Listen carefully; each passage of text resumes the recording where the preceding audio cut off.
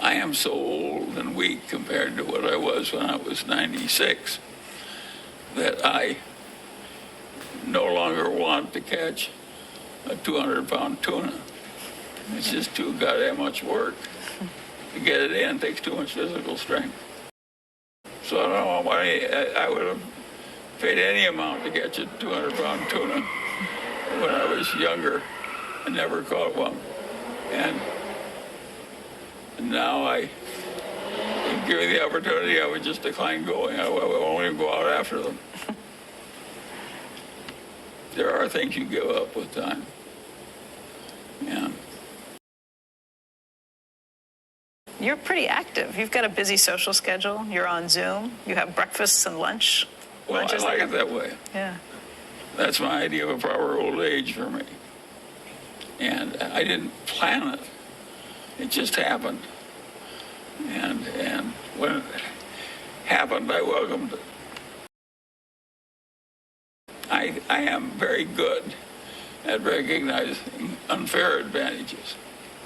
And I got unfair advantages in old age the way I got unfair advantages in non-old age. And when they came, I just grabbed them. Boom, boom, boom. Munger also lived his life very deliberately. He knew exactly how he thought you should do things, and most of the time that included invert, invert, invert, look at things and live backwards. He offered some sage advice to Warren Buffett many years ago about how you should live your life, and I asked him about that too. Charlie, Warren Buffett told me that a long, long time ago. You told him he should live his life. He should write his obituary the way he wants it written and then live his life accordingly. Yeah, sure. I assume you've done the same thing for yourself. Well, no, I've written my obituary the way I've lived my life, and if people want to pay attention to it, it's all right with me.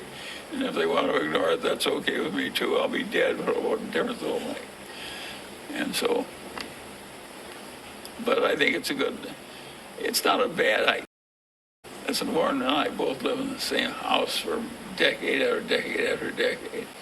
All our friends get rich and build better, bigger and better houses. We both considered bigger and better houses. And I had a huge number of children, so it was justifiable even. And I still decided not to live a life where I looked like the Duke of Westchester or something. I would avoid it. I did it on purpose. Why? I didn't think it would be good for the children. That it would spoil them? Yeah, it's... If you're in a rich family, you think your duty is to use the wealth to live grandly. That's what everybody's doing with the money. You will learn from the people that are doing it. Obituary you would write in your 30s the same you would write today? Sure. I basically believe in the soldier on system. Mm-hmm. Lots of hardship will come, and you gotta handle it well by soldiering through. And a few rare opportunities will come. You gotta learn how to recognize them when they come, and not make too minor a trip to the pie counter when the opportunity is available. And those are simple lessons. And soldier on he did. He was talking about making trips to the pie counter. That was a reference to making sure you took opportunities when you knew you had a sure thing. He said he did, and Warren Buffett did too. And that's how they built Berkshire Hathaway, by making those targeted opportunities, knowing when you get the trip to the pie bar and loading up when you do. Charlie Munger and with Warren Buffett, it's tough. But you know and knew him so well. We talk a lot about how right people were when they reach this kind of stuff. How did Charlie Munger react to being wrong about things? First of all, yes, Charlie was my friend.